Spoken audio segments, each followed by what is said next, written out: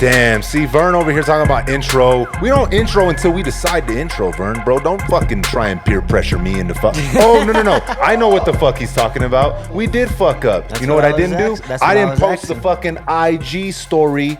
Hey, we're tripping, bro, but I don't care. We're ready to let him fly. We'll record it after the fact. This will be the first time.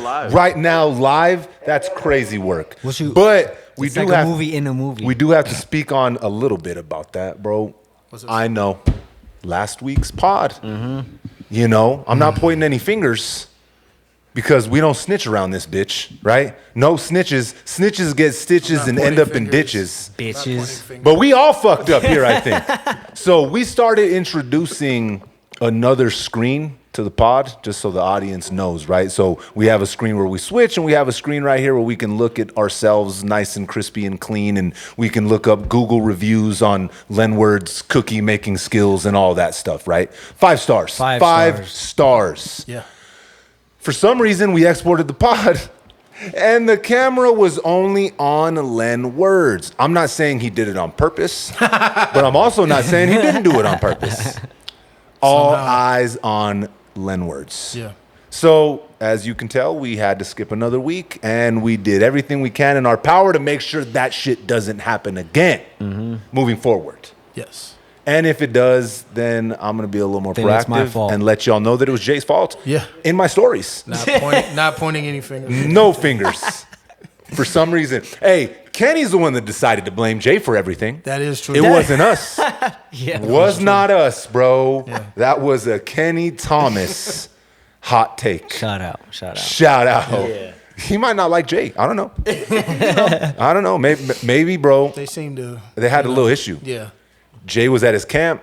Yeah. Yeah. I think he's seen He Jay's didn't go skill pro. set. See my skills. Jay didn't go pro. Jay didn't go pro. He's seen been his animosity skill ever set. since. Yeah. He's like, fuck this kid. Yeah. Came to my camp, didn't go pro. Yeah. Let Johnny fucking school him in 21 with a broken ankle. Wow. All the way back. This guy. Throwback. Shots fired. Shots fired. Rat-tat-tat-tat-tat-tat. Oh, you know what I just realized too? Fuck, man. Someone come unplug this wavelength extracts over here. No, the issue is it fucks with the cameras, remember? Yeah. I don't know what the hell's going on over there. Just unplug it from the bottom part there, Vern.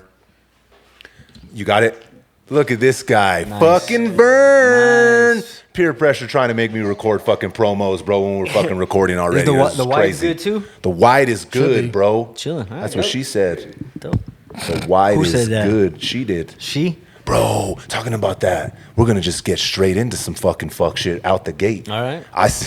Jay, He was like, all right, dog, let's go. I seen, and it was on Instagram. It was right when I woke up too, bro. Damn, bro, I didn't even get to like go to church, say my prayers, nothing. They have vaginal reconstructive surgery. Damn. That is making its rounds. Really? Oh yeah. Wow. I'm gonna send you guys a video to the group chat. It's pretty fucking diabolical. They got Right. homegirls just, you know, Yeah. piernas arriba, brother. It's just fucking. Have you seen this on Instagram? It was on IG. So Damn. she's covered, right? You know what I'm Yeah. saying? There was no vaginal lips exposed. They have this like metal crazy ass tube, and they had it like inside her, and there was smoke coming out and shit. It was crazy, dude. Light show. Crazy. Someone in the comments said that those were the souls of the lost soldiers. In the vaginal. Damn. But it's this like, bro, it's about this big, right? Okay. And it's this metal tube, and I'm assuming it's hot because the shit was smoking, right? It smelled like carne seca and shit, sure, right? Through the phone. Vaginal reconstructive surgery. So what is it? I'm assuming it tightens it.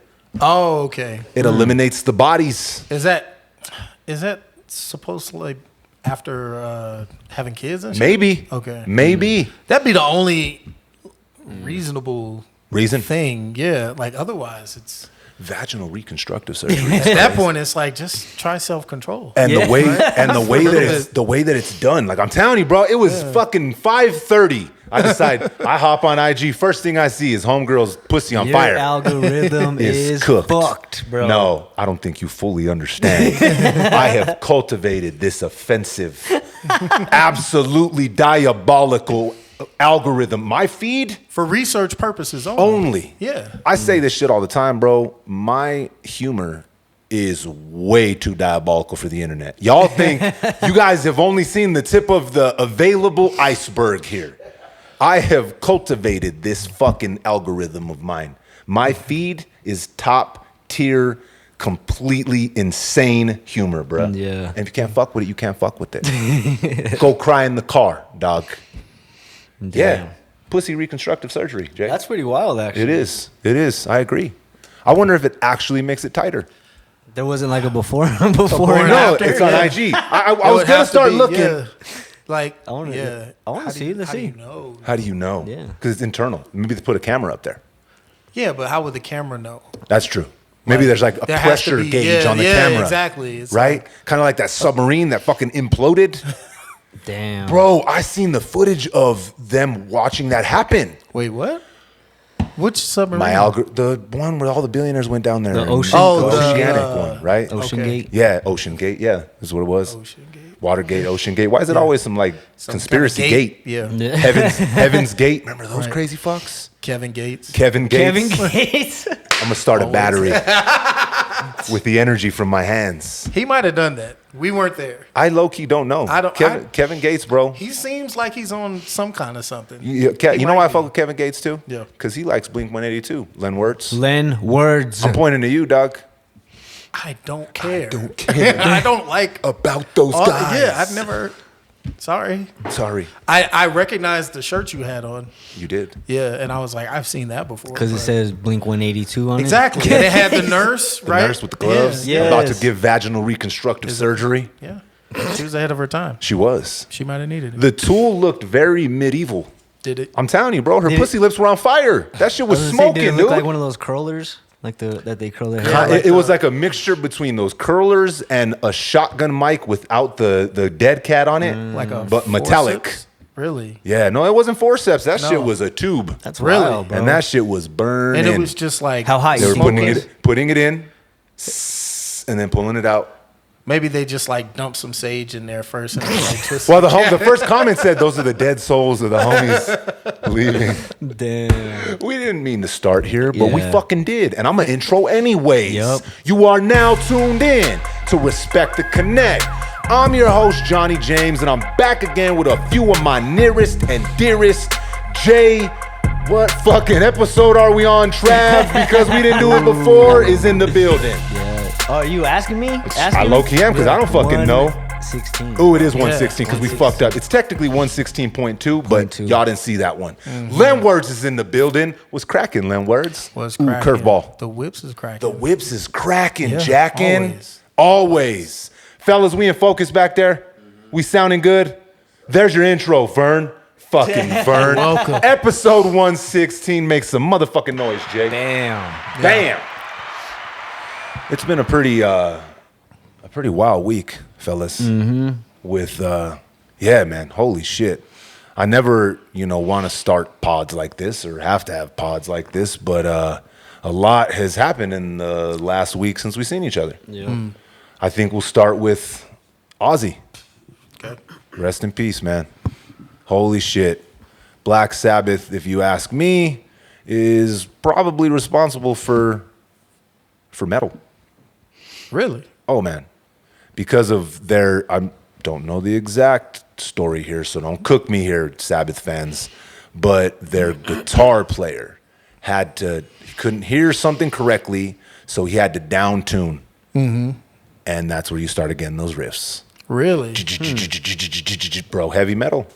No shit. Yep. Huh. I didn't know that. Yep. So in a lot of people's minds, the same way that Chuck Berry is responsible for rock and roll going and turning into rock and roll was, argue with me in the comments. Chuck motherfucking Berry, right? Same way you got to give Black Sabbath that their flowers for heavy metal, Okay. which, bro, everything comes from the blues tree. Yeah. Yeah. We know Again, this. Guaranteed. argue with me in the comments, bitch. It all comes from the blues tree. Everything. Everything is blues riffs. Even fucking EDM. It's all blues riffs. Comes from there. Yeah. Listen to the bass. Yeah. Listen to the bass. I'll give you that. Yep. So that's American music, Yeah. right? You got country, you got rock, you got heavy metal, you got hip hop. Come on. It all comes from there. But a lot of people coin Black Sabbath as, you know, and I agree, with the ones that, you know, started the whole heavy metal. And without Black Sabbath, you ain't got Metallica. You got all these other bands that just don't exist without Sabbath. Mm-hmm. So what was Ozzy Osbourne's contribution specifically? Damn, bro, I feel like he was the quintessential rock star. I feel like when you think of when you talk about what a rock star is in someone's mind, you got to go to Ozzy Osbourne, dog. The things that he did, the stuff he survived, the music he left, his voice. I thought it was crazy that he didn't speak English, but when you actually, well, I mean, he spoke English, but it was like you couldn't understand a broken it. version for sure. Yeah, but then when he sang, Sharon! When he sang, he sang in English, bro. Does that make sense? You know what I mean? Like, he might have had a little bit of an accent, I guess, but you understood him more than when he was actually talking. And were they from America? No. Oh, okay. They lived here for a long ass time. Got you. Okay. Bro, their show was fucking Oh, bro, that shit was hilarious, bro. The Osbournes. That's the only thing. Bro. So I only knew him from that, and then prior to that, I never listened to their music. Like I didn't grow up listening to Black Sabbath. But it was like the stories of he's the devil. He bit off the head off a bat or something like that on stage. That was the only thing I ever knew about him. I didn't like. You never listened to Iron Man? No, all those songs I knew because they were like classic songs. So yeah, you just know the riffs and shit. But fuck yeah, dog. Come on, Jack Black over here. We do, bro. Damn. Yeah, man. That shit makes you want to punch someone in the fucking face, dude. It does. It does. Yeah, that's a banger, dude. You know what's crazy? Definitely a classic. Headbanger. Headbangers Ball. I'd stop watching. My version of Ozzy, like for me, like you know, I was as he passed, started thinking and reminiscing, and you know, I started thinking about like when I remember Ozzy, and it was definitely No More Tears, right? It was definitely that album. I want to say I was probably about 5 or 6. Really? Yeah, bro. My mom. So that for me was like, that was my version of Ozzy. And then, you know, my brothers obviously were like 10 years older than me. So I got to hear all Black Sabbath and stuff like that too. But for me, like the same way, like with Metallica for me, a lot of people didn't like the Black Album because they started, you know, their sound started changing a little bit. But for me, that was Metallica to me. Yeah, that's what I know too. That time is like when I was like, I got the album. So to me, that was like the Metallica sound. Then I had to go back and listen to the other ones, right? Shit. Yeah, which was definitely heavier, right? That's when they called them Alcoholica, and they were out here for Ride the Lightning and Master of Obey Your Master. Hard. You ain't never seen the, okay. Side. This is all in the same conversation here. We just rewatched fucking Stranger Things. My dude, that scene with Eddie Munson when he's up there fucking shredding Master of Puppets is one of the greatest moments in television history. Argue with me in the fucking comments. Yeah, I remember that. It was dope, but it was a little out of place, I felt like. I don't give a fuck, Jay. I was like, why the fuck is this guy He playing had the to guitar? distract You know what him. it was? There's all kinds of death going on, and he's all, I'm gonna just do a guitar solo. Yeah, obey your master. It's like, That was when the filmmakers like put so much of their personality into it. It's just like, all right, that's just y'all It doing was something because sick. you feel like it doesn't. Yeah. That really shit gave serve me the chills. story I was about like to that. stand up and cheer, bro. it was dope. It was, I jammed Like out. you played the shit out of it, but it's Aaron. it felt weird to me too, especially because I didn't have the attachment to the music, so I was like, I don't know what this is. I did. Yeah, I did. I had the attachment. I fucking wanted to punch someone in the face. So the reason we rewatched it is because the last and final season is about to come out, and Aaron, he didn't start it with us because he's only 5, and we're like, all right, let's run it. Aaron loves horror movies like I do. Yeah, maybe even more, which is crazy work. So, man, when Aaron fucking lost it, bro. Really? He started, bro. He was fucking pissed. I think Aaron wants to kill Vecna. Yeah. Like he just couldn't understand it, bro. Through that, after that scene, the rest of it, he was just pissed. And like at first, it was really sad tears, and then by the time we got to the end of it, it was angry tears. Yeah, he was like, fuck This that. motherfucker took out Eddie Munson. Fuck Vecna and all these Demogorgons, bro. I know, bro. I can't wait. That was a wicked show. When does it start again? November. They're gonna drop there's gonna be 8 episodes, right? I promise we're gonna get back to Ozzy. There's gonna be 8 episodes, right? And so each episode, the shortest one is 2 fucking hours. The longest one is 3. Oh, no shit. So 8 episodes. I think they're probably going to do, so they're going to release some November, December, and then New Year's Eve, right? So I think they'll probably do 3, 4, 4. That's what I'm assuming. Or 4, 4, 3. They're trying to shut down the whole holidays. Bro. With their shit. 2 hour long. Bro, they're 8 movies. So they would release after Halloween, which we all know has like some sort of tie to it, kind of. Yeah. And then they're going to take over Christmas with that shit. Yeah. That's a sign. Hey, a sign of what? Fuck you, Christians. Damn. Hey, yeah, that needs to go Speaking on now. of which, Jay. Asking me if it's getting hot in here. I'm already sweating up in this bitch. Just turn it up. Make sure it's not 69. I swear they added like a whole other engine to that. They did, bro. That shit is It's never cranked like that, bro. So Ozzy, how old was he? Okay, I was 76. So I'm gonna look, you guys see the computer here? Look at this. Look at this nerd. Look at this nerd with a computer, bruh. So I'm gonna make You know how to type? I do. So you know how to type? Nerd. This dude's a loser, dude. Nerd. Bro, if it'll fucking turn on, look. Oh, I put in the wrong code. He can type with 2 hands. That computer is acting brand new. Dog. It is, bro. Okay, that's how the studio. That's how it is in the studio, bro. I'll have my shit set up for a couple hours, ready to go. As soon as someone pulls up, my shit locks up, or That's it's all. Okay, so this is that you upgraded your studio. Associated Press here, bruh. I'm gonna read from AP Science. The headline is Ozzy Osbourne, who led Black Sabbath and became the godfather of heavy metal, dies at 76. Ozzy Osbourne, the gloomy, demon-invoking lead singer of the pioneering band Black Sabbath, who became the throaty, growling voice and drug and alcohol-ravaged ID of heavy metal, died Tuesday, just weeks after his farewell show. He was 76. Did you guys watch the farewell show? I saw clips of it, and didn't Mimosa host it? Yeah. Got you. Bro, he had them strap him into his throne.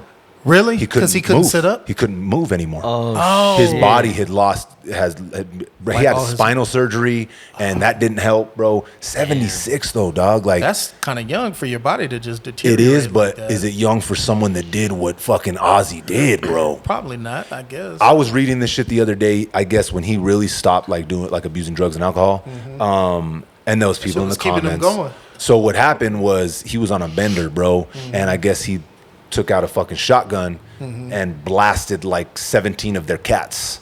Him and Sharon. Oh shit. He was on one, bro. Both of them?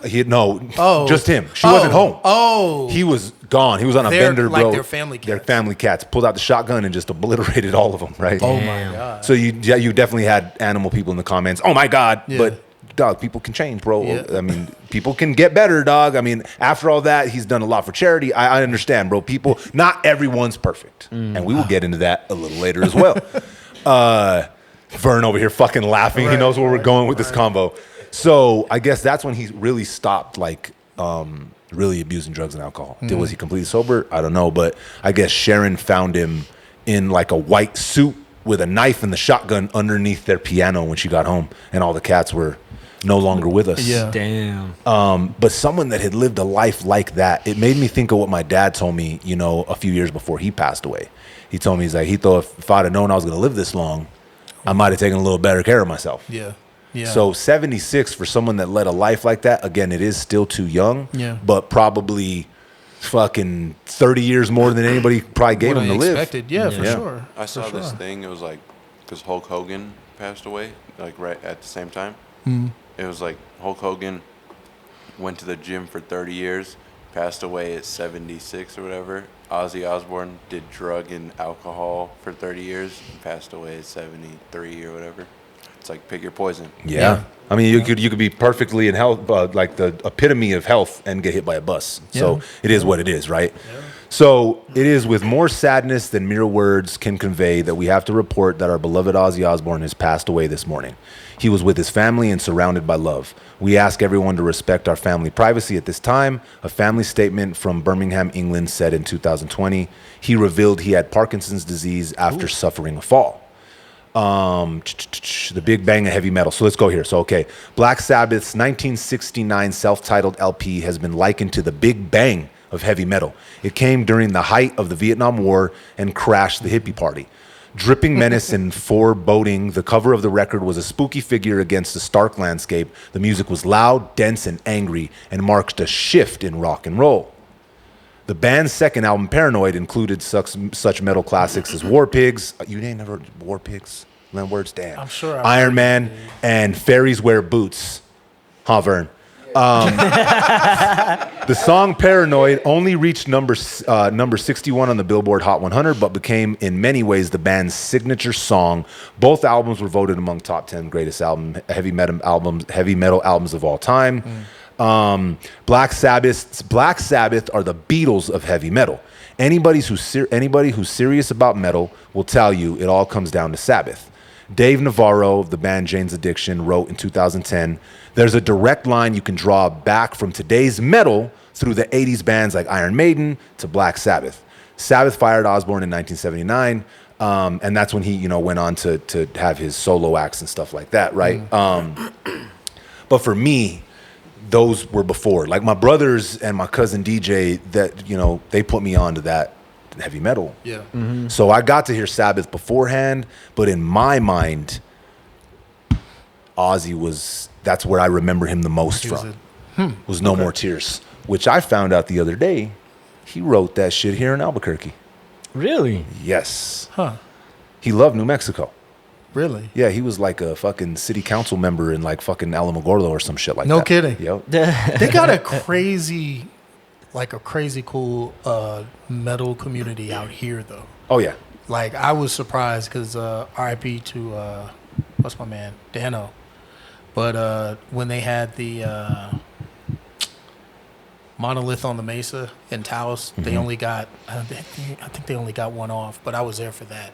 And that shit was insane. That made me really appreciate that style of music because I wasn't like super familiar with it. Was it like local bands? No, they brought in. It was what's my man? Roman and Mike Trujillo. Roman Barham and Mike Trujillo were doing a podcast, and I was recording it with them. It was audio.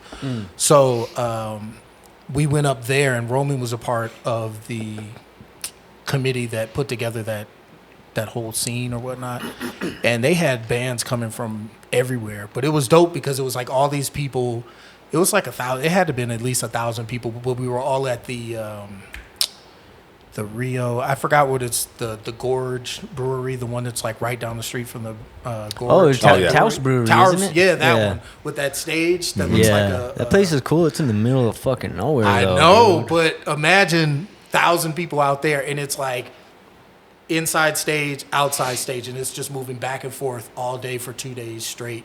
Everybody 2 days? Yeah, That's it was sick. like 2 A days. festival. Yeah, it was That's dope. sick. It was really cool. Yeah. I think you get the appreciation, especially when if I you was didn't, like- when you see it live. Yeah, that was the thing. It's like once I saw people actually playing the music, I was like, oh, this isn't like what it sounds like on TV. Nah. It's much. And then when it's like you see the intricacies and what goes into playing like that. Metal guitarists are Bro. some of the most talented guitarists I've ever seen in my life. Bro, same way with death Crazy. metal drummers. Oh, yeah. Death Yeah. metal drummers, bro, those got to be some weird motherfuckers, dog. Because seriously, dude, that is insane. I connect the dots with death metal drummers to rappers that rap like Tech Nine. Yeah. Bro, it's so advanced. You miss it. That a lot of people just short circuit. Yeah. They You can't follow it. follow the thread. Yeah. It's so mathematically technical that it's like, oh, Yeah. all right. It's like listening to Thelonious Monk or Coltrane or Exactly. something where it's Yeah. just like, Same th- this is Did you just hear way up here. Tech's new album?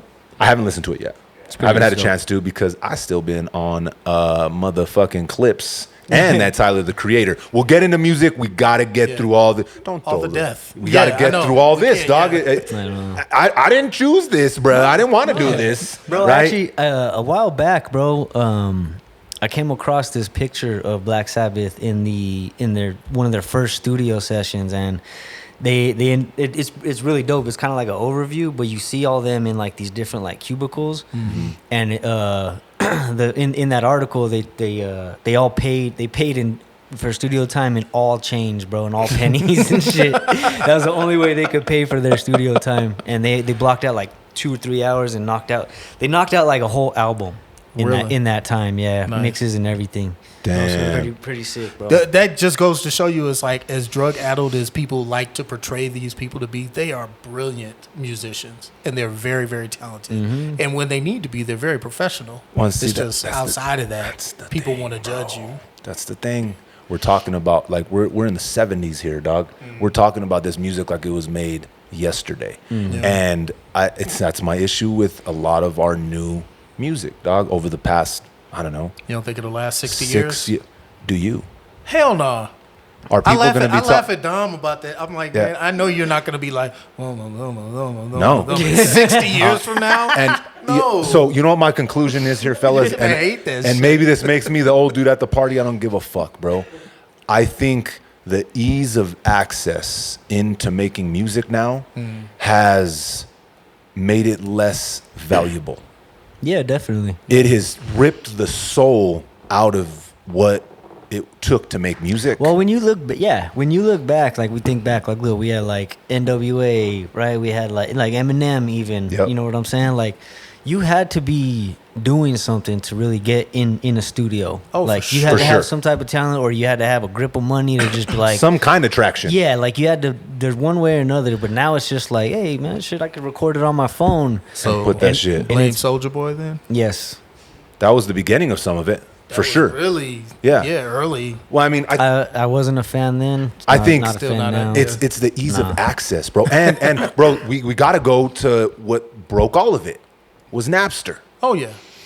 Once Napster ripped the value, and there's two sides to this coin. There's two sides to this coin. Maybe Metallica was onto something, dog.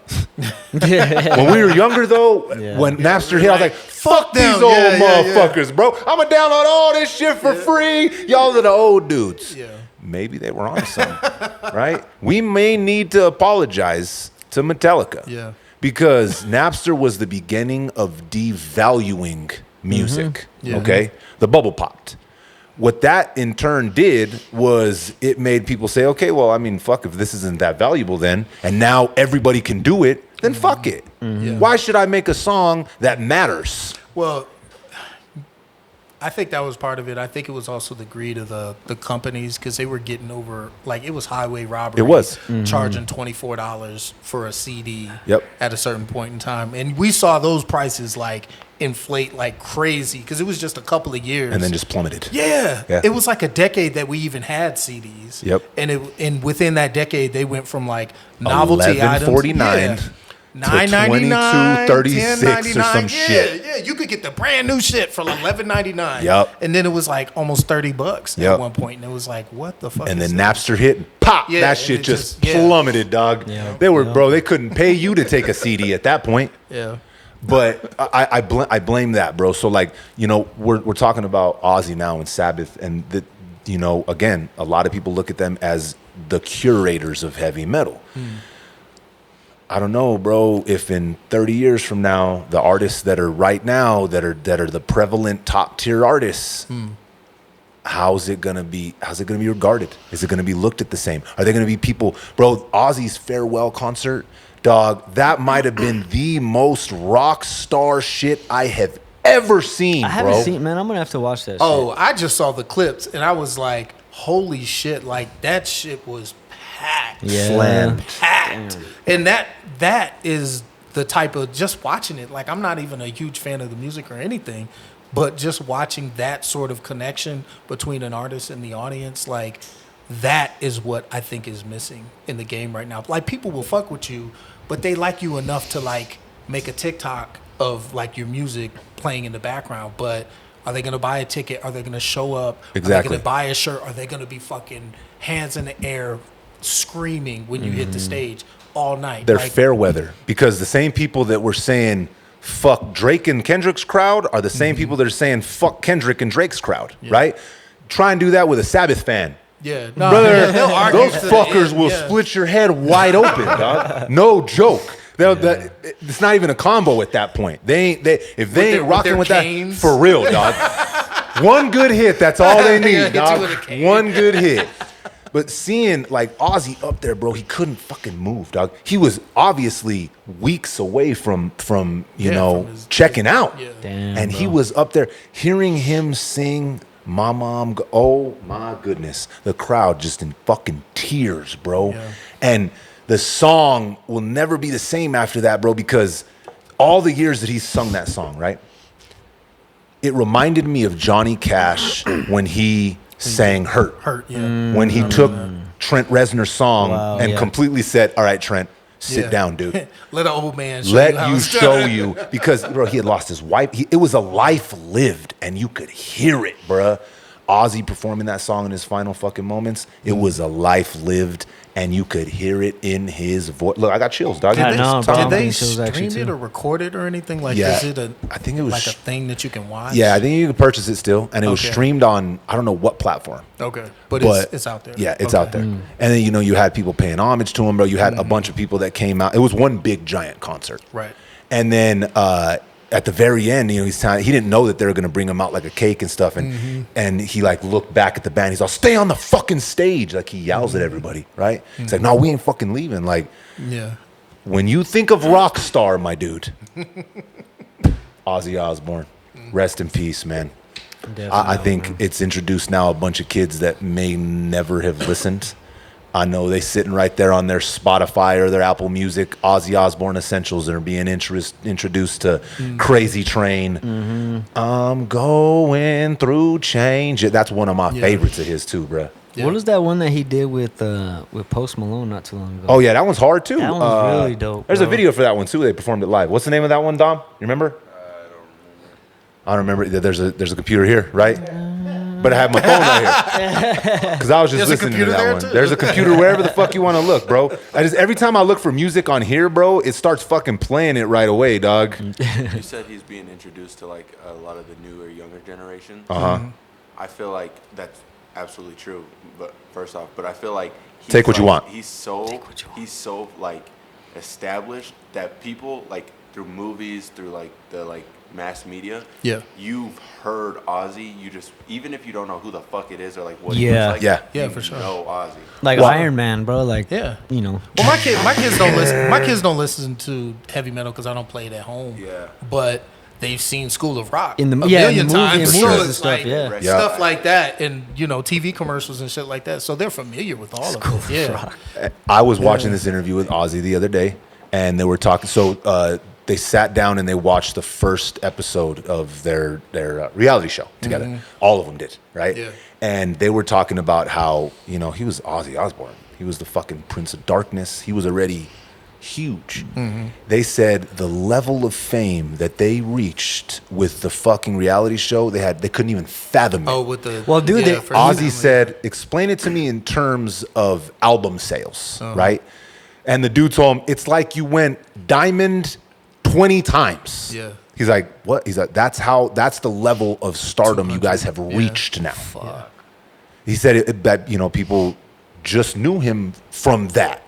Because same way when Exhibit was here talking with us and he said that Pimp My Ride put him in people's living rooms that nobody would ever know who he was before. Right. Same thing with Ozzy Osbourne. Yeah. Well, and the same thing. Well, what did his wife do? Oh, she's a manager.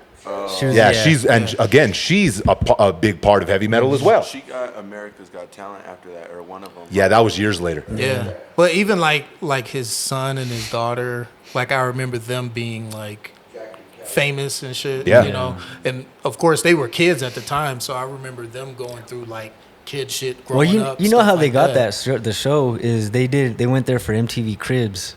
And they were so fucking funny that they ended up getting their own show. Yeah, we're just gonna stick around for a few hours. Yeah, because what you guys do. He was funny as fuck. Oh, whenever bro. he's trying to use Sharon. Whenever he's trying to use the fucking remote, the new one, the touch screen, and he can't connect to, he's like, "What the fuck is this shit, bro?" Yeah. And then all of them like cussing at each other. That was fucking. That was funny, when bro. MTV, bro, was at its peak. Oh yeah. It was a good balance of the reality shows and still music. They even made it in one of the Austin Powers, didn't they? Doing the MTV their show. Well, don't you remember too? Ozzy was in Lil Nicky with Adam Sandler too. Yeah, that was not a good. That movie's horrible. That movie's horrible. Yeah, that movie fucking really bothers me. I can't even think about that movie. What do you mean? It's weird because I watched that movie and I'd seen it for years, right? One time I had like this crazy flu, like death. I thought I was gonna die. And as the symptoms were coming on, I was watching that movie. And now post that, anytime I even think about that movie, I want to fucking punch a hole in the wall. I hate it that much. It's crazy. Yeah, it's not a good movie. It really isn't a good movie, but add that to it, and it's just not at all. Yeah. So yeah, Ozzy was saying that show, you know, just really catapulted him, bro, and you know, his music's gonna live on forever, bro. Changed the trajectory of music, changed the trajectory of television too, right? Yeah. Oh, yeah. And was able to get his self together and raise a family and live to 76. Yeah. Yeah. You know? Ain't no shame in that. Nah, man. Nope. Salute. Yeah. Salute, Rest man. in peace to Ozzy Osbourne. As we shuffle forward for more, bro, who do we talk about now? More death. More death. Who do you think? Who's up next? Who we got to talk about here? We gotta talk about Theo. We got to talk about Theo. Yeah. We got to talk about Malcolm Jamaal, bro. This one is really sad. And I'm reading this one from People Entertainment. They did not sponsor this, but this was the first article that was popped up here. Malcolm Jamaal Warner's death. Police clarified daughter wasn't in water during drowning. So here's the timeline of events. Good. Costa Rican officials are providing new details that clarify the timeline of the events that led to Malcolm Jamaal Warner's death on Monday, July 21st. He was 54. Way too fucking young, dog. Dude. Way too young. Bro, these are people from our childhood, dog. Like it's hitting different, dog, because it's really kind of putting into perspective our own mortality, I think, with these people that we looked at back when celebrities were garnered as like celebrities. Yeah. In a new statement obtained by People on Thursday, July 24th, Costa Rica's Judicial Investigation Agency told People that Warner's daughter was not in the water with him when he drowned. Mr. Warner was playing with his daughter at the seashore at one point. He then left her out of the water, and he and a friend of his entered the sea. The statement translated from Spanish to English.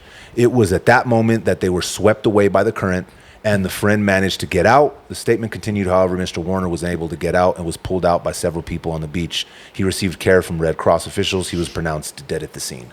That's fucking sad. So the undertide pulled him out? That shit is strong as hell. That's wild, bro. I almost clocked out when I was in Florida.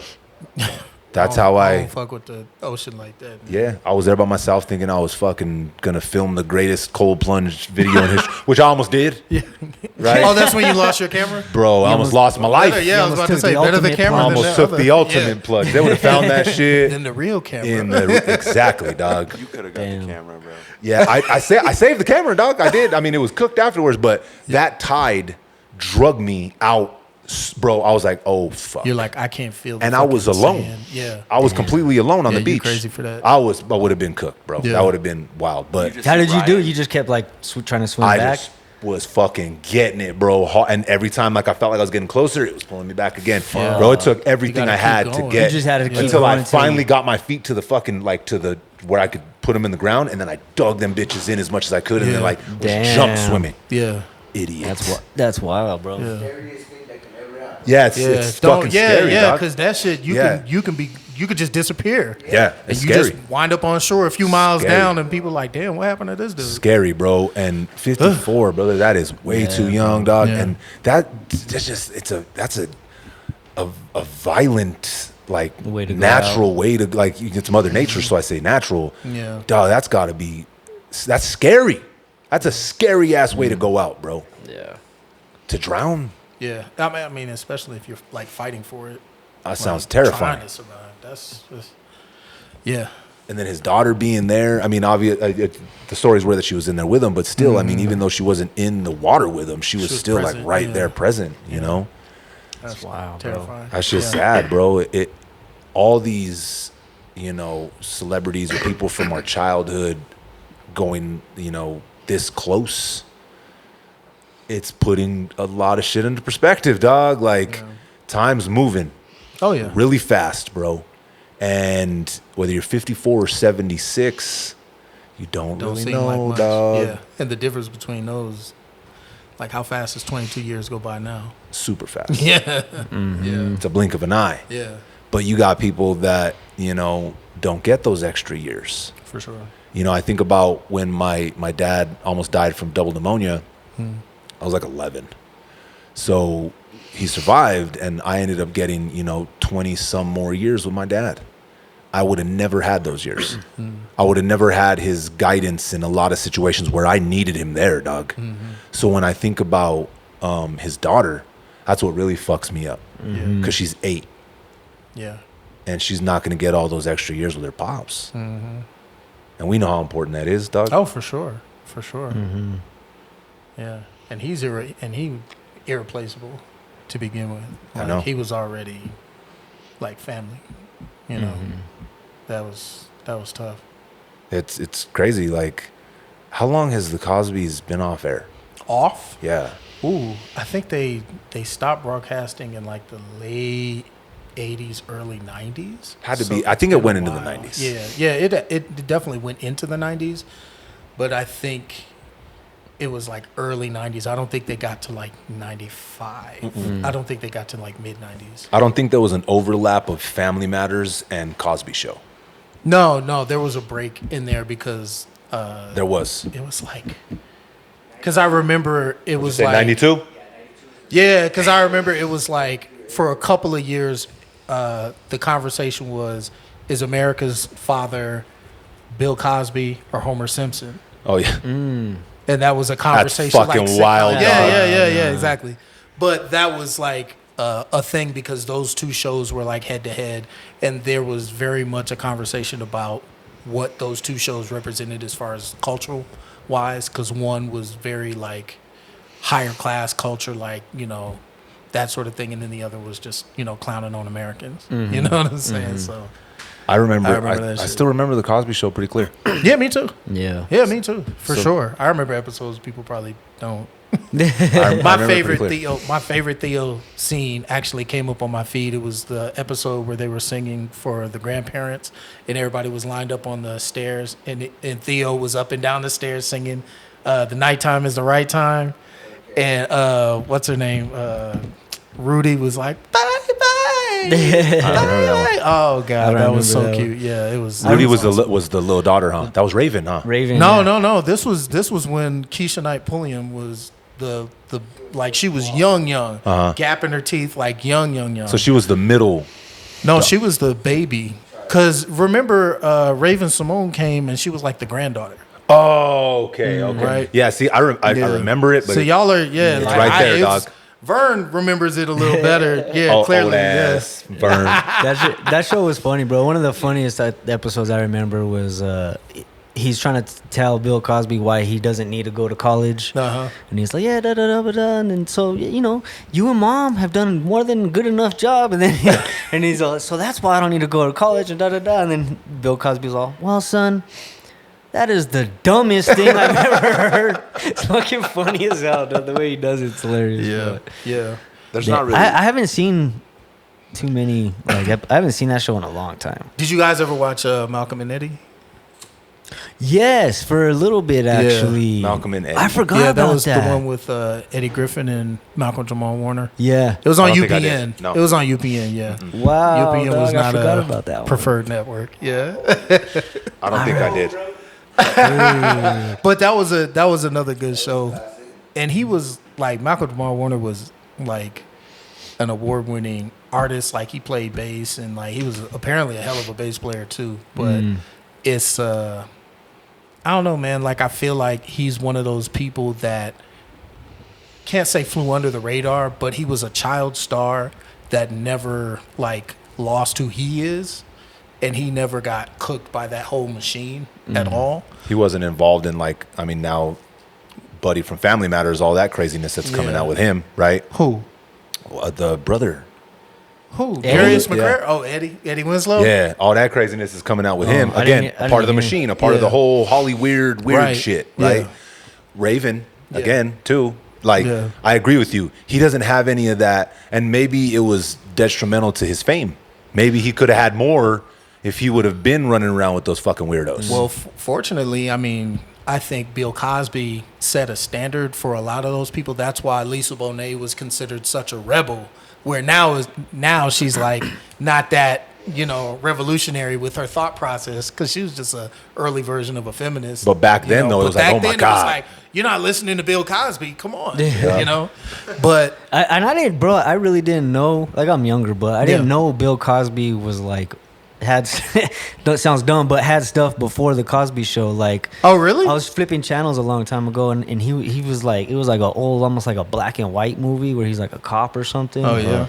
It was like, you never seen Uptown Saturday Night and none of that shit? Oh, yeah. I mean, maybe, but like... Nah, that was him and Sidney Poitier, but he did a bunch of, like, stand-up. I was about to say, did he start as a stand-up comedian? Like, was that where he really, like, no, I think sunk his teeth in? He was an actor, started as an actor and then went into stand-up. And then did stand-up also. He was like Donald Glover before Donald Glover. Okay, because I always go back to Eddie. Ages before Donald Glover. Always go back to Delirious when he talks about Bill Cosby being pissed about how he's doing it. Yeah. And then I call Richard Pryor. He's all, fuck that motherfucker. Yeah, because they were contemporaries, and Cosby represented a different style than Pryor. It was diametrically opposed. He was kind of like Steve Harvey. Yeah. In a way, as far as like cookie cutter, really family friendly, clean, Sinbad. Yeah. Clean. Yeah. Right? And Eddie Murphy and fucking Richard Pryor were the complete flip side of that. No, they were not clean. Yeah, Red Fox. My mom and my dad seen Red Fox live in Vegas. Really? They said it was fucking hilarious. I saw Cosby at Route 66 How out was here. That? He was funny? Good. He was great, but he was in a chair. You know, like he wasn't like walking around. So this was kind of like when he got out of jail? Or before this was before they this was before the pills? Before the people came and got him. So he's out now though, right? Yeah. He shouldn't have been in. But did all the charges get dropped? Like, what happened here? They just swept that shit under the... Hey, bro, that's somewhere chilling with the rest of the Epstein files. Right, what the fuck that's doing. Yeah, exactly. I think, that's a whole different conversation. We already had it. Yeah, exactly. We could keep running it back, though, dog, because now more shit's coming out, bro. You know what this is starting to look like? A really horrible cover-up, dog. This is looking like the most fucking ridiculous third grade cover-up. You know what it seems like to me, though? It's like... we want to just tell you and say fuck you to everybody, but then we don't really know how you're going to respond, so we're kind of like easing that shit in a little bit, you know. Just a tip. Like, just play a game. Let me put the tip in. See how much they'll tolerate. Yeah. Just let me put the tip in. How much can the people handle? Let's see. I promise I'll pull out. I promise. But I'll pull out. But I got to get it in. Just a little bit. But, sidetrack. But, man, like, I felt like Theo Huxtable, Malcolm Jamal Warner, he was exemplary, but he kind of flew under the radar when it comes to like Scandal and everything. Yeah. So it's weird because if not for Scandal, a lot of people do get kind of like forgotten. Yeah. You know what I'm saying? Like they're not talking about you if you don't have something going on. But he was still working. He was still doing a lot of stuff. That's what I'm bringing But up it's right like now. they had nothing bad to say about him. So it was like... Well, remember the other dude from the Cosby Show? He was like the... Alvin? The light-skinned brother? Yeah. Remember like same thing actually happened to him, that where... he wasn't like working or anything, and then someone seen him working at like Sprouts or something like that. And they were clowning on him, and then and all of a sudden it was now he's making them movie checks again, brother. He kept working for years, dog, but it was mainly TV stuff. There was not very much. He was even in Dexter. Yeah. He was fucking Rita's lawyer. What the fuck? That's crazy. He was in Fresh Prince of Bel-Air. Yep. Here and Now, Touched by an Angel. Oh, he was in Tyson. Mm-hmm. Dog, that's crazy, bro. Okay, that one probably stands out the most is the Tuskegee Airmen. Oh, okay. That's the one I would think of, like movie-wise. I can't really think of like movies that he did. Nah, because he wasn't really heavy on the movies. Malcolm and Eddie was 96 to 2000. Mm-hmm. Yeah. Dexter, bro. He was in Fool's Gold with Matthew McConaughey. Yeah. All right. He was in Sons of Anarchy. Yeah. Damn, I heard about that. I still haven't watched that. American Horror Story he was in. That's a good show, though. But that's the thing. It's like he was always consistently doing something, but it wasn't like scandalous or anything. So he didn't get a lot of the acknowledgement that I think he was due. Mm-hmm. Oh, he was in the revival of the Wonder Years, too. Crazy. Yeah. But, it's weird. It's like losing a big cousin or an older brother to me. Well, I think that goes back to how we used to look at celebrities. Yeah, for sure. We were more attached to them. Mm-hmm. It's weird. Like you could use them as kind of like a compass. You could use them as like a bookmarker in like moments in your life, right? Yeah. Do you think you were closer, like, or more attached to them, like back then, or even more now? Because, no, back then I think. You know what? Even with all the selfies and that type of shit. I think that's why we're detached. The mystery's gone. I think that's a part of it too, but also I noticed this with my kids is they don't watch a lot of narrative content anymore. So the storytelling is very different. So like you're saying, Theo could be like a bookmark or like a placeholder. So you can learn a lesson through a character on a sitcom. Even if you go back in older age and you're like, that shit's corny or whatever. But you remember how it made you feel when you first seen exactly. it. But when you're a kid, it's like that shit has a real impact on you because you can learn moral lessons through the stories of another person. Yep. And the kids don't really have that anymore. Like when Laura fucked with Stefan and not Steve. I knew what time it was, bruh. I knew what time it was. You know what she was really about. She was really about. She liked the sauce. Yeah, bro. Yeah. Hey, she motherfucker took his glasses off. All of a sudden, she fucks with him, dog. Yeah. Little change the wardrobe around a little bit, and he didn't care about her. Yeah. Take the glasses off. Don't care about these bitches. She gonna come running, dog. That was the main thing, bro. Yeah. Right. Stefan Raquel was fuck bitches get money.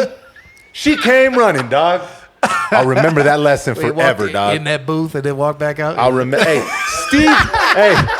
Walked in and walked out. What's up, bitch? Hey, and then he tried to take over, bro. He was like, Steve need to stay in the trunk. Yeah. I forgot about that. I didn't. That was a moment. A little smoke and He step out. What's up, bitch? Yeah, you had like the suit on and What's up, shit. bitch? No glasses. You know what though? You know where Steve really fucked up? He needed to be fucking around with Myra. Myra would have killed somebody for Steve. And she was bad too. She had them things too. She did, bro. Yes, Laura was on some fuck shit, bro. She was tripping. Yeah. The moment she chose Stefan over Steve, he should have said, "All right, deuces. Yeah. Me and old girl gonna get in my clown car. Me and Myra about to dip." She'd kill Laura, I guaranteed, and bury the body. She'd have been down.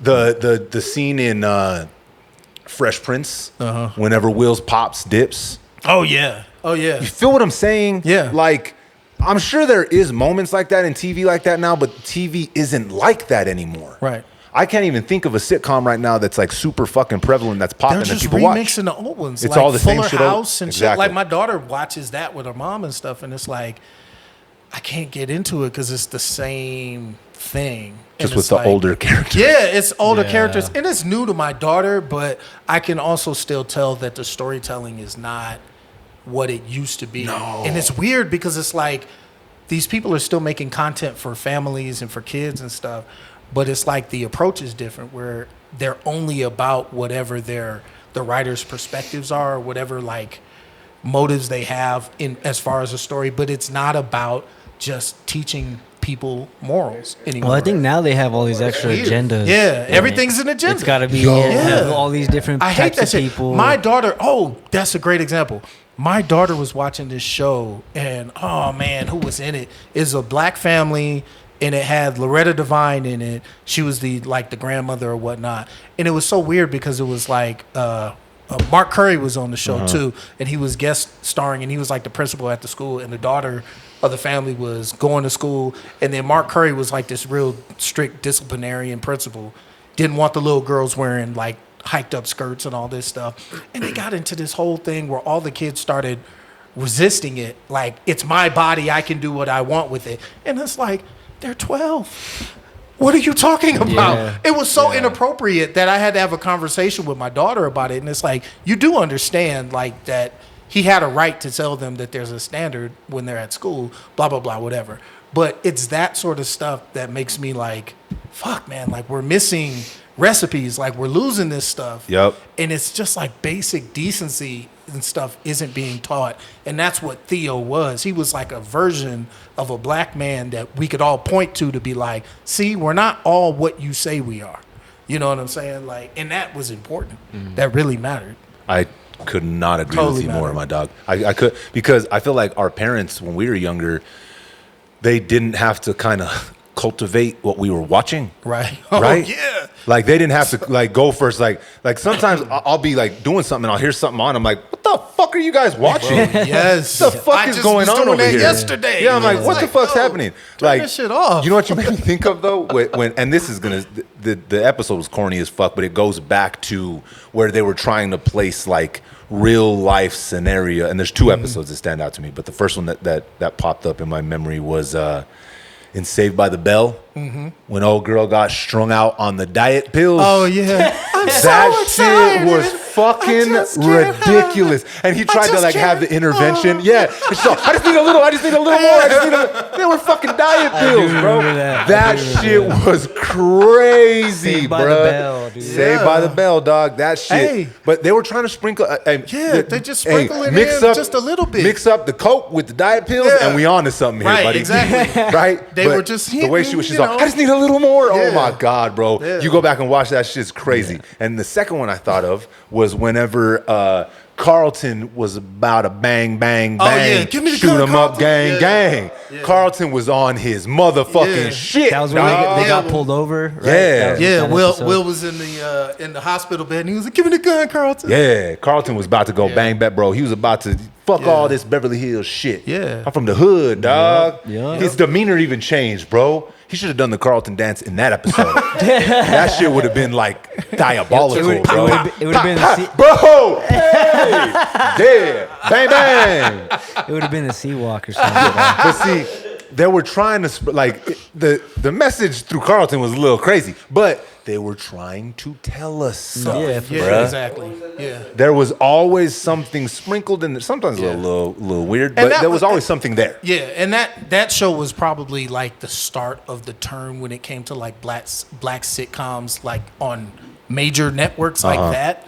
Because we had Martin, and Martin was Conan and silly, but it was fun, you know. And it wasn't like it wasn't trying to hit you with any morals, but Wasn't they too always, heavy. yeah. But Fresh Prince came in with like a very special episode mentality. Yeah. That's why they had that. I forget the name, Jeanette Hubert Witten, but the darker mom, and she was like the heavier character. You know what I'm saying? And when they got rid of her, the show got kind of silly. You know what I'm saying? But even then, after that, they still had episodes where they were trying to like deliver something. You know what I mean? Even if it was when Jeffrey thought he won the lottery. You remember that shit? Oh yeah, bro. And they clowned and they. Oh man! Yup. When Jeffrey thought he won the lottery, I'm out and this they bitch. fuck with him because He was. they were hitting him with the VHS No, tape. fuck you. That's pretty much what he did. Yeah, bro. But I feel like that's kind of what like Malcolm Jamal Warner's career represented, at least to me, was that innocence, that like moral compass as sort of as a representation. Because after Theo, we didn't really have a lot of like we had Fresh Prince, but we didn't have a lot of like families on the scene that were showing any level of sophistication. And Theo wasn't like a perfect character because he was a young kid, but they let him be a young kid with some sense about him. The mistakes that he made weren't like awful detrimental, you know, like robbing and stealing and, you know, killing people. And like he never came home with a body. You know what I'm saying? Like, Dad, I don't know what to do. Like they never did shit like that. It was always like what you were talking about. Like, I'm going to make a life decision that could be silly and I need to talk to my parents about it. But, you know, they're going to bring him back in. You know what I'm saying? We didn't have a lot of opportunities to have that breadth of character on the TV screen, you know? So it was really important that we had someone like that.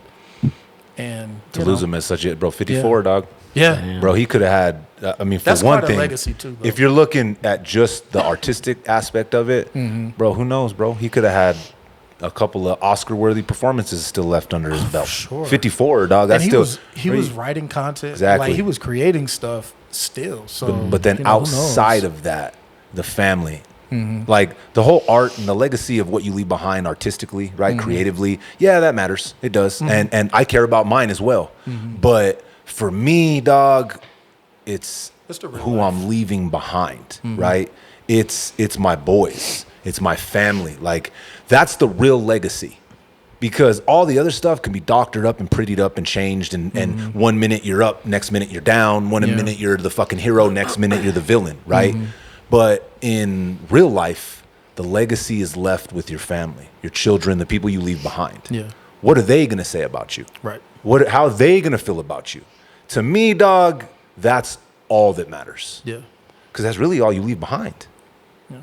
Most people leave behind debt and memories. I'm gonna make sure my debt is zero and my fucking memories are awesome, bro.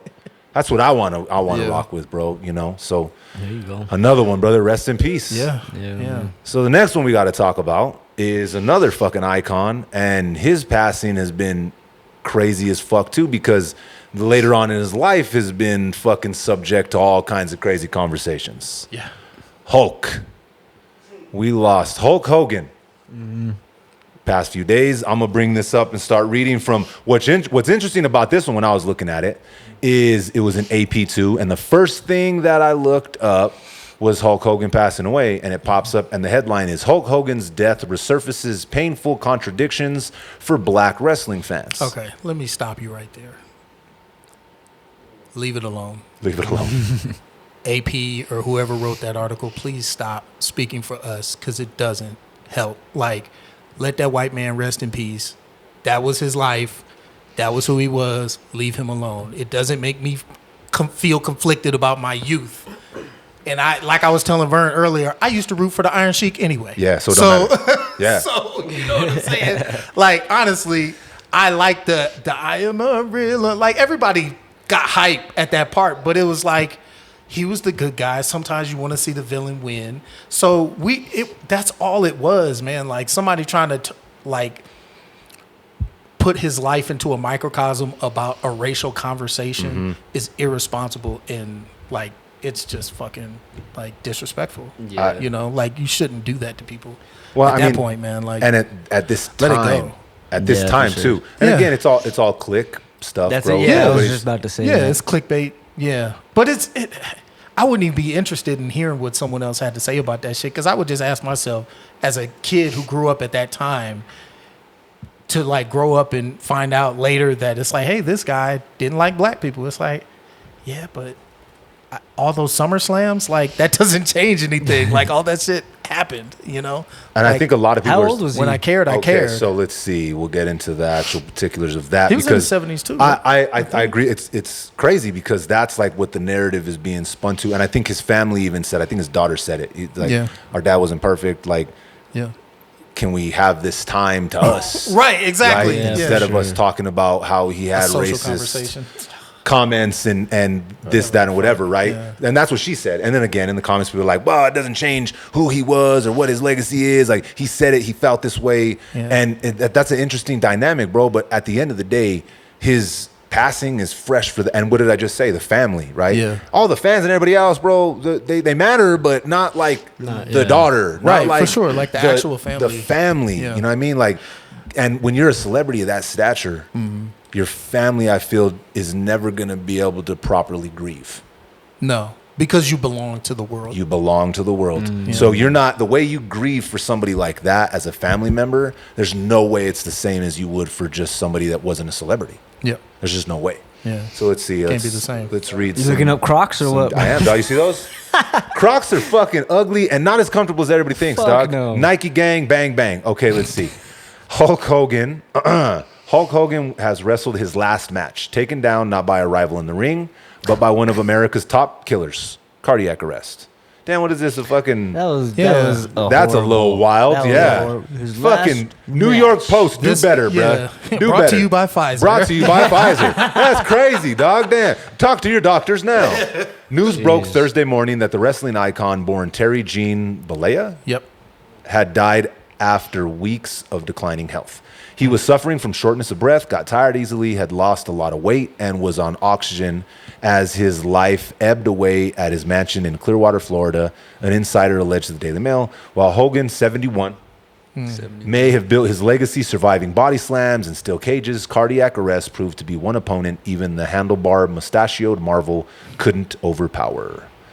Dude, these puns are not good at all. Bro, this is all about cardiac arrest. It's a little overwrought, It's to say the least. Yeah, that's crazy, bro. Hulk Hogan, okay, let's see, dropped digital media. So, see, I'm looking this up here, and the way that these articles are being like brought up are completely different than Malcolm's articles. Yeah, for sure. Completely. Yeah. Like everybody's in here. What did Hulk Hogan say? Like, well, I told you earlier, I didn't even know about like all that. Like, I feel like I heard it, but I didn't care then, and I definitely don't care now. Okay, Rolling Stone. Can you mourn Hulk Hogan, the wrestler, but not the man? Yeah. That's Rolling Stones. For a generation of fans, Hulkamania was real, but the wrestling god of their youth turned out to be a mere mortal who leaves a complicated and sometimes ugly legacy. Damn, Rolling Stone wants me to just buy. No, we ain't buying nothing there, Rolling Stone. The French writer Gustave Flaubert, Gustave Flaubert, man. Anton Ego. Yeah. Famously warned, you mustn't touch your idols. The guilt will come off on your hands. The reverse is true, too. Pro wrestling legend Hulk Hogan, who died this past Thursday at the age of 71, left gold-painted fingertips all over the childhood memories of his fans. For Gen Xers, Hulk Hogan was a fantasy, like Batman or a universal health care. What the fuck? What is happening to journalism right now? Dude. I didn't read that wrong either. Dude, in middle age, I see him for who he always was, a messy diva, desperate for applause, but for a few years, as a boy, I was a Hulkamaniac, which is the closet I've ever come to join. What closet? Learn how to read, which is the closest I've ever come. Yeah, which is the closest I've ever come to joining a cult. Hulk Hogan was a vibe, a flamboyant, flesh and blood superhero who existed behind the scenes and inside imaginations. 11-year-old me mourns him. Hogan was a cross between He-Man and David Lee Roth. Okay, when he spoke, he sounded like a locomotive, so he's giving him all his flowers. Yeah. Wrestling was both rife and offensive. Okay, whoa, here we go. Now here comes the stuff. Professional wrestling wasn't the meatbags slapping meatbags. It was also a populist conversation about race, class, sexuality, and gender. Yeah. The commentary isn't particularly deep, but the eternal struggle between faces, good guys, and the heels, the bad guys, has always reflected the country's political back and forth between groups and outgroups. Wrestling was both rife with offensive racial stereotypes and oddly woke, for lack of a better word. For instance, Hulk Hogan had a Saturday morning cartoon that I watched called Hulk Hogan's Rockin' Wrestling. And the assembled animated wrestlers were a diverse group of men, big and small, black and white, Asian, Middle Eastern, Latino, and Scottish. My favorite professional wrestling bit from... So, again, all of this stuff is coming with like an asterisk. Yeah. Right. Like everything he's like now every article it has that, you know, he was dope, but and that's interesting because Ozzy Osbourne probably did as much, if not a few more drugs than Hulk Hogan, but I'm sure Hulk Hogan was living that same sort of like lifestyle. You know what I'm saying? Being a touring act in general, like that's a certain lifestyle that brings a certain type of, you know, people and all that shit. So for Hulk Hogan to just be constructed in that way, they're just like trying to drag him through the mud. It seems. Yeah. Like. Okay, so it's here's an attack on the white man. Here's some of the meat on the bones of all those accusations and stuff in the tapes that came out, right? Yeah. So in between Hogan's attempts to portray himself as a family man sputtered. In 2009, Linda, by then his ex-wife, accused him of infidelity and physical abuse, allegations he denied.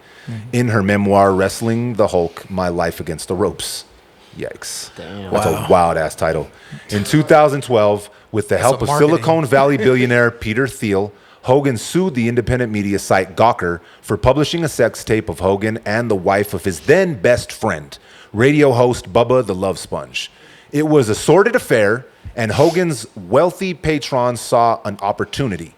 A Journey awarded the wrestler $140 million for invasion of privacy. Ooh. And Gawker, a blog famous for speaking snarky truth to power, filed for bankruptcy. Nice. Also uncovered in that tape and made public 3 years later, Hogan using racial slurs. He was kicked out of the WWE's Hall of Fame for it in 2015. They wanted their money but back. Then reinstated in 2018. I had long since stopped following wrestling, but to hear him drop the N-word was heartbreaking. The Hulkster was just another small-town bigot, is what this is Rolling Stone, dog. Bro. This is crazy. Do they have a picture of the writer? Of the writer. I'm trying to find it. There, it's usually. Oh, look, no. Let's see. Maybe it's at the top. Let's see the picture of the writer. What's the name? No, but it is by John DeVore or DeVore. I can't guess that one. Yeah, I can't either. There's a lot of us it's ambiguous. running around with the white. But according to John, he was just a small town bigot. Yeah. So that's crazy. It's wild, dog. Yeah. We just read about 3 deaths from 3 icons around the same time era, right? Couldn't be more different. Yeah. Couldn't be more different. It just goes, fuck, dude. So that was around. So when Hulk got caught fucking wilding, and fucking profiling, obviously, right? That was the emergence of phones and the internet. Mm-hmm. Yeah. You're caught forever. Yeah. That's some dirt. That's some dirtbag shit. But so you think they just wanted their money back? For sure. Like that's what it sounds like. If somebody, because guaranteed Gawker, whoever owned Gawker, we're like, we got these tapes too. Well, they were probably another billionaire, and Peter Thiel is like, I think those type of people, when they sitting on those kinds of assets, they play games with each other, and they fight in those sorts of ways where my company's fighting your company and that sort of shit. So if you get a lawsuit or you get like a big payout like that, for them it's like, oh, I'm not gonna forget this shit. You know what I'm saying? I'm coming back and putting cases on all you bitches. Right, exactly. And that turned into, well, what else do we have on him? We're gonna ruin his career, so to make sure that his credit's bad, moving forward. So if he gets that 140, that's the last money he'll see. Yep. You know what I'm saying? Like that's how they move. Well, I would imagine. They stripped him out the fucking Hall of Fame, but then reinstated him in 2018. That's an interest. Right. Why? Yeah, why take him out in the first place? The tape still existed. Just for 5 years. Yeah, exactly. And that to me seems like political type of shit. Yeah. But that's how they play. And that's why I think probably his name will still be disparaged, or he'll always be seen through that lens because somebody's still being petty about it. Yeah, well, I mean, it goes to Michael Jackson. Yeah. Yeah. There's another conversation They talk about Mike they still talk about Mike. And it's always, no matter what, it's always going to come with those fucking asterisks. No matter what. Question marks. It'll always be the question marks or some people's exclamation points. Right? Right. But years later, like there's the conversation isn't just about his music, which is some of the greatest music of all fucking time. Still. And it will be in 100 years. Yeah. It's always the other conversations that get attached to that, bro. No matter what. And I don't think you can't get away from it. I think that might be the legacy of Gen X, though. Also, it's like we're the ones who don't get to parrot the facade. Like we're the ones who have to crack it and see through it. And that's why, in a lot of ways, we're kind of the last ones to kind of see through the veil, to know that at a certain level we were being manipulated, but we can still look back and see through that manipulation and see what was good through it. You know what I'm saying? Our younger kids, like, they don't really know that they're being manipulated. They just think like nothing really matters. Well, because the manipulation's way easier now. Yeah, it's 24/7, 7 days a week. Yeah, it's easier and it's almost more subtle, because it's like, it's not so much we're going to teach you to be bad. We're just going to teach you that there is nothing worthy of your time or nothing good. You know what I'm saying? So it's like you're never exposed to anything better, because by the time whoever in your family buys you your first phone, the apps got you cooked in a month. They know exactly what you are, what you're looking at. Yeah. And imagine being a kid and being like formulated like you're only going to get more of what you already are. It's like, yeah, but you're 10, you're 11, like you'll never be able to grow up. You'll never be able to see a breadth of information. I could only imagine the porn my phone would have fed me at 10. If I had fucking porn in my hand like that, World Wide Web porn at 10, the algorithm would have had me fucked up, bruh. Yeah. That shit would have been insanity. Right. Yeah. And that, I mean, you look at that as well as like all the other content that comes out nowadays, where it's very siphoned off. Like the thought processes are like, you kind of pick your side or your corner on every issue. So you don't really get a breadth of a conversation as a child. Like when I was a kid, I could read magazines, I could read newspapers, I could watch 60 Minutes with my pops. Like I would see perspectives in broader conversations, and kids don't have anything like that now. Because the once they pick a side, the algorithm kind of keeps them there. Yeah, so you got to jump. Yeah. So for it's like imagine if we had the internet when we had wrestling, and we could see Randy Savage and the Undertaker and all them guys like behind the scenes, and they let a few words slip. You know what I'm saying? Like that sort of thing. Like I saw a clip where oh God, who was it? It wasn't Junkyard Dog. It was what's the other dude? I forget his name. But he was like, you know how they used to do those side interviews in wrestling where they're like talking to Gene. Oh yeah, in the back, yeah. And somebody was like, hey, he was going ranting. It was his brother, and he was ranting. He was like, Hulk, we coming for you, nigga. And then oh, I did see that one. And then you could tell he went, oh shit, yeah. But Booker T, that's who it was. So that's funny. It's like after everything that Hulk did, it's like his life got cooked down to, like 2 moments. Yeah, a couple of moments of him making really poor decisions. But then you could also have someone else who on live TV said the same thing, and it's not offensive. You know what I'm saying? Yeah. It's so hypocritical that I love Gen X for that we can see through it and we can give people their flowers and not just completely disparage them. And now it seems like, no, we're just going to talk about your bad thing. And just even in your death, all we're going to bring up is the context of who you were, because that's what really matters, is how I feel about you, not your family, not the world in general, but they want me as a writer. Me as a writer, me, my life, my childhood, blah, blah, blah. Fuck y'all. Yep. Like, that's ridiculous. It's true, that's because so wrong. I guarantee you, going back to Ozzy, right? I guarantee him fucking murdering them 17 cats and all that stuff, bro. I guarantee people are like, damn, that's crazy. Because that is fucking crazy, dog. They were selling Ozzy Osbourne to black people as if he was the devil incarnate. Pretty much. Like, when we didn't know anything about heavy metal music, it was just like, oh, that guy, he guy worships the devil. Yeah. He worships the devil. Yeah, that's what it was. Yeah. So we didn't get any context of, like you're talking about, where it's like, no, they changed that music. Like Forever. they created a genre. And then after he got clean, bro, he started doing charities, bro. Again, raised a family in front of the world, bro. One of the biggest reality television shows ever, and he still was able to raise his family. Yeah. And then in his last performance, $140 million, all that shit was donated to charity. Yeah. Wow. All of it, right?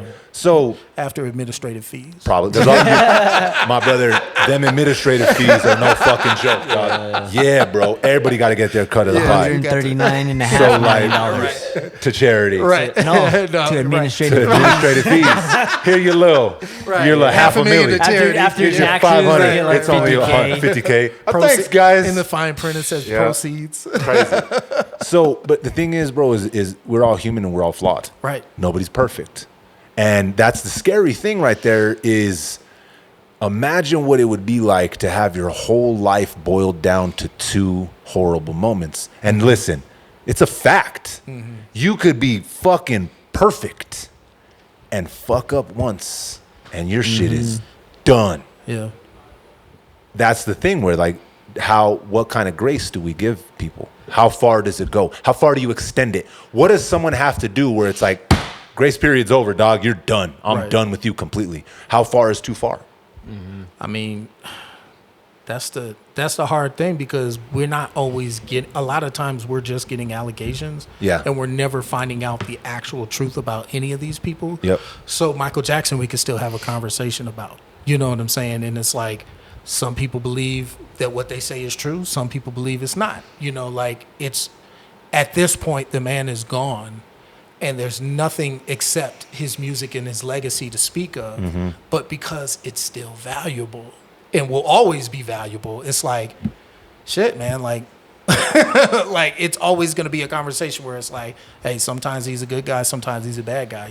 On the anniversary of his death, he's a good guy. I'm sure he's going to be a good guy. Go stream the albums. Yeah, go stream the albums. It's 75th anniversary of Thriller, or whatever. But when Netflix needs to sell a documentary, yeah, he a bad guy. Yeah, again, exactly, exactly. So that's the type of shit where it's like it's fucked up because these people become so iconic that the icons end up being the only thing that people are quibbling about, but the man, in and of himself, doesn't get to be just to be a man. Which sucks. That's where it comes back to the conversation we've had 100 times, is separating the art from the artist, right? It comes to a point where you don't even have to separate yourself. They create you. Right. Like, you are still a man, but you're an icon in these people's eyes. Yeah. Like, when they see you, it's like seeing the fucking Beatles back when they first came to America. He was fucking yelling and freaking out like they were seeing, like, this isn't real. These are mythical characters. Yeah. When, bro, they put their pants on the same way we do. They bleed the same way we do. And now, even that conversation is like, was that manipulated? Like, were they trying to make them these big, huge rock stars when they already knew where they were going and what type of like dynamic they had? Mm-hmm. They needed somebody to build up just so they knew how to tear them down, and it would be controlled demolition. It's always like that. Yeah. It really does seem like controlled demolition. Yeah. And the ones that like don't let them control them don't have those massively iconic, like, generational runs. Yeah. Right? Yeah. You get to beat Theo Huxtable. Exactly. Yeah. They don't have them generational runs that, and that, what do you want as a fucking, as a person, right? How do you want to maneuver around? Do you want to be remembered as an icon, or do you want to be remembered as a good man or woman? Yeah. Because there comes a point there where it seems like there's a line drawn in the sand. Can't be both. Yeah. I think when you become so commercially viable that those things come looking for you, because those entities are already always on the lookout for things that are of value. So once your image becomes iconic, or you begin to represent something, well, now that thing that you represent, however it can affect the world around you, the commercial world especially, now someone has an interest because they're like, well, this guy, like Drake said, you always rapping like you're trying to free the slaves. Yeah. It's like, if there were a rapper who had that sort of influence, somebody better have a hand in his pocket to make sure that he's not actually freeing the slaves. Mm-hmm. You know what I'm saying? That's where that whole thought process comes from. It's disrespectful as fuck to be, like, considered a slave to someone else, but that dynamic exists in the world. You know what I'm saying? Like, we all understand that. So I think all of these acts and like name brand people, like, they gotta check in somewhere, and I feel like Theo and Gen X, like our youth, those people that were our icons, they were the last ones to get that big, broad, like, in your house fame. Whereas now it just doesn't come that easy anymore. Like, it's just too many distractions, too many options, and too many different. Everything. Yeah, it's much different. Well, you can speak to it. You can speak to it. It's so different. It's not weekly episodic things. Like, you get the veil's gone. There's no more mystery. Now you have to show it all, right? And that's just so different. Like, people would disappear. They'd shoot the season, and then they're gone for a year. They'd record the album, then they're gone for they'd record the album, they toured, then they're fucking gone for 2 years. You wouldn't hear about them, maybe if they're on TMZ or like that type of shit. Now it's like, if you are not constantly active, you don't exist. You're going to fade away. You are gone, right? So it's different. The mystery's gone, right? And I think that's the biggest difference moving forward for these kids is and now people are so aware that two decisions that you could make right will fuck your legacy, tarnish it forever, no matter what. Even if a certain amount of people are like, nah, man, let's give him his grace, right? There's always going to be the other people that are no matter what, right? Yes, no matter what. So I think now the generation of like celebrities and stars and streamers and YouTubers and TikTokers and whatever the fuck, whatever they are, entertainers, right, are hyper aware that they have to say certain things and move a certain way. Yeah. Now, and we still got sellouts too. 100%. We still got sellouts in our midst too, which is a shame because that level of internet fame, it's almost bigger than what it used to be. You know, like if you're Mr. Beast or Aiden Ross or Kai Cenat or someone like that, it's like you're on that level. So many people know you. They're checking in on you. But I saw a clip of, it was two guys who were like internet celebrities, but they had like what's his name, Bibi Netanyahu? They had him on their podcast. What the fuck? They had the dude from Israel, like the leader of Israel, on their podcast. What? And it was what? The Nelk. Yeah, it was the Nelk boys. Nelk. Okay. I don't know who they are. I've never seen them. I know who he is just because. Yeah. But the way they were like genuflecting to this guy, it was just surreal because they were so happy to have someone they considered to be powerful on their show, and they just kept disparaging themselves like, well, we're just podcasters, we're just this, we're just that. And I'm sitting there watching, I'm like, y'all have more power than that guy. Mm-hmm. But you just don't, like, because you have it in your head that he's more important than you or he's more like valuable than you, you just don't see the opportunity that you have. Like, things could change and be better, but I think that machine is still operating. Oh yeah, you know, 100%. That machine that affects you. Oh, and it's going to. Oh, now I think it's even more diabolical because now, like you said, bro, once the moment you click that bitch on, bro, and you're looking at stuff, you are done. You are down that rabbit hole. Yeah. It can tell how long you looked at it. Did you like it? Did you swipe it? Like, it literally can read all of that information. Yeah. Okay, he looked at this link for 0.3 seconds, and it is all happening, bro, at fucking lightning speed, bro. Oh, yeah. Our brains, and that's why people always look at TikTok that way as the most addictive app, because it's literal, bro. It's just our brains. We haven't evolved outside of being manipulated like that. So that's why we're going to. Oh, we better. Yeah, or we're fucked, dog. We will. Yeah. I think so too, bro. We'll get there. All right, fellas, what do you guys think? Time to get out of here. This was a pretty heavy episode. I think we handled it with dignity and grace there, fellas. Let's hope it recorded. That's all I got to say, dog. Dom. Hey, bro. Better record it.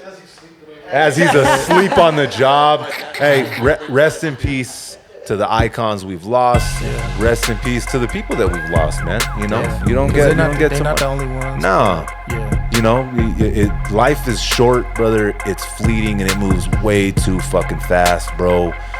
Tell the people you love them. Yeah. Give them a hug. Tell them be safe. And we'll see you guys next time. Yeah. Respect the connect. Peace.